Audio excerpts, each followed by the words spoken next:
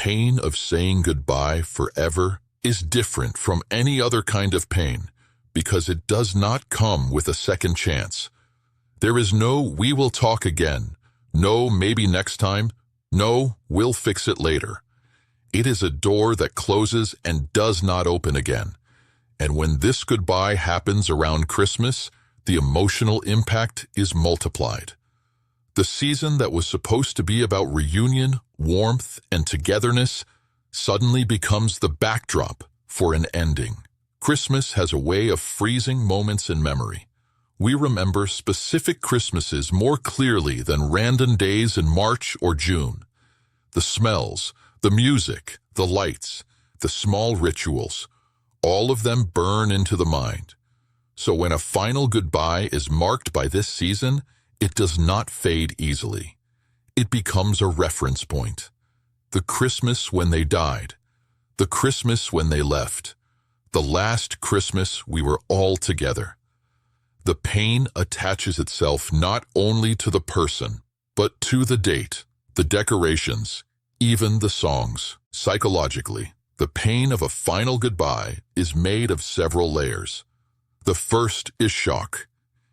Even when you know something is coming, the final moment still hits the nervous system like a collision. The human brain struggles with the idea of permanence. We are not wired to fully understand never again. We can understand not now, later, tomorrow, but never is an emotional earthquake. That is why even after saying goodbye forever, your mind continues to expect the person to walk in, to call, to answer a message. The reality and the expectation collide, and that friction is grief. The second layer is helplessness. In most of life, we believe that effort changes outcomes. If you study more, you get better grades. If you work hard, you earn more. If you fix your mistakes, relationships improve. But in the face of final goodbye, death, permanent separation, irreversible decisions, effort has no power. You cannot negotiate with the past. You cannot rewrite the last conversation. The powerlessness is brutal.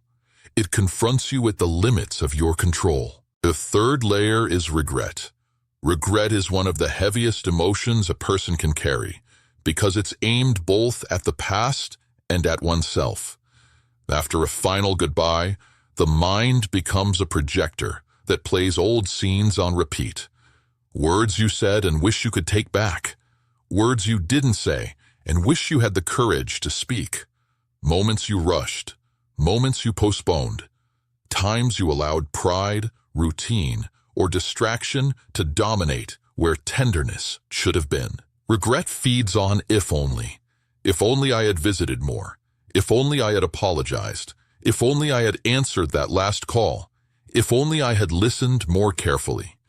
These thoughts do not change reality, but they shape your emotional landscape for years.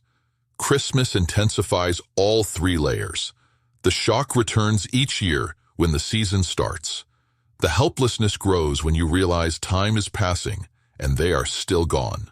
Regret whispers louder when you see other families together, when you see what you no longer have. But beneath all this is another truth. The pain of saying goodbye forever is also proof that something real existed. You do not grieve what meant nothing. The severity of the pain matches the depth of the bond. This is not a comfort in the moment. It can even feel cruel, but it is an important psychological reality. Love and grief are two sides of the same coin. Where there is deep attachment, there will be deep pain when that attachment is cut. Many people, especially around Christmas, try to manage this pain by avoiding it. They avoid the subject, avoid the memories, avoid certain songs, avoid certain places. Avoidance is a natural defense mechanism. The brain is trying to protect you from overload. But the problem with avoidance is that it does not dissolve pain, it preserves it. The grief stays frozen, unprocessed, waiting behind a door you refuse to open. And every Christmas, That door shakes. Others swing to the opposite side. They drown in the pain. They replay the goodbye so often that it becomes the only story they live in. They blame themselves relentlessly. They lose interest in joy because they feel guilty being happy after a goodbye that was so final. They refuse invitations, isolate themselves, emotionally disappear from their own life. Grief becomes their identity instead of their process.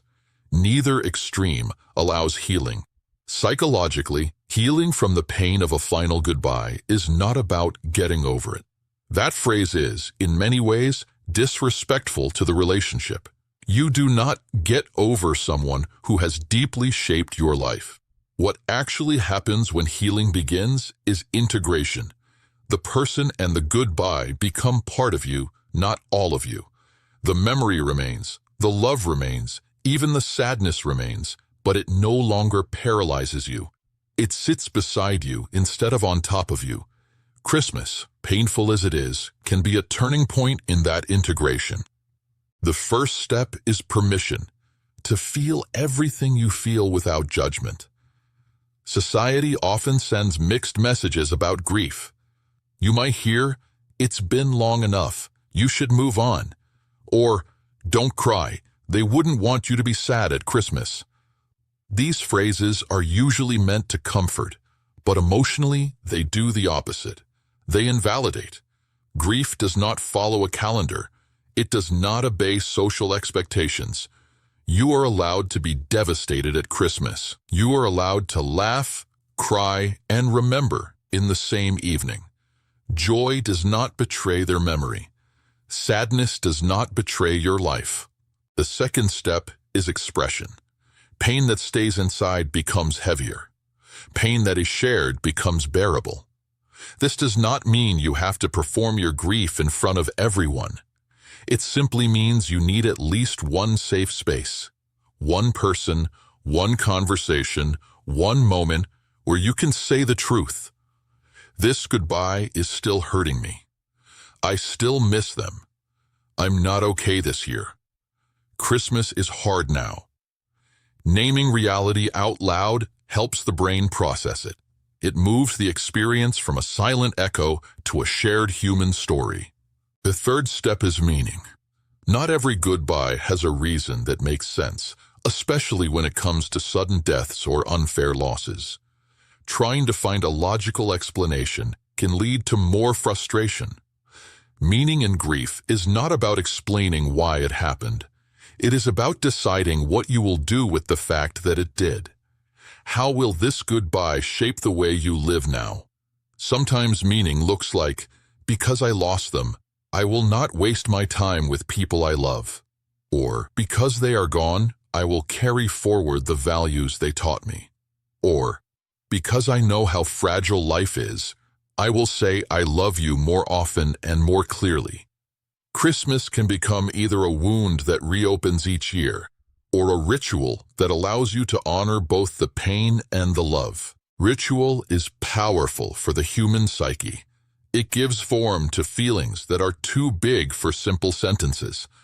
Creating a small ritual around the person you said goodbye to can transform Christmas from pure torture into a bittersweet but meaningful experience. It might be lighting a candle for them at the table. It might be leaving a small empty plate in their memory. It might be telling one story about them each year. It might be visiting a place they loved or listening to one song that reminds you of them and allowing yourself to cry. These acts do not erase the pain of saying goodbye forever, but they give your grief a place, a structure, a language. They say to your own heart, "This mattered. They mattered. What we live together is not erased because their body is gone or because our relationship ended." There is another angle that often goes unspoken. The pain of saying goodbye forever is also the pain of saying goodbye to the version of yourself you were with that person. They were part of your identity, as a child, as a partner, as a sibling, as a friend.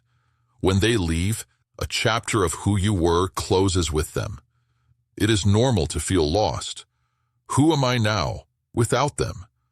Who am I at Christmas, in this house, in this family system, when the roles have changed? Acknowledging this identity grief is important. You are not only mourning them, you are also mourning the life you knew with them in it. Slowly, over time, new layers will form. New Christmases, new memories, new people around the table. For some, this feels like betrayal. If I enjoy this, am I forgetting them? The answer is no. Love is not a limited space where one person must leave for another to enter. The heart expands. It carries old love and new love at the same time. Enjoying life after a goodbye is not a sign that they meant less. It is a sign that what they gave you continues to live in you. The pain of saying goodbye forever will never turn into something pleasant, but its sharpness can soften. Instead of a constant wound, it can become a scar, a part of your emotional body that still remembers, still feels, but no longer bleeds every time you touch it. This Christmas, if you are living with that pain, you do not have to pretend it is not there.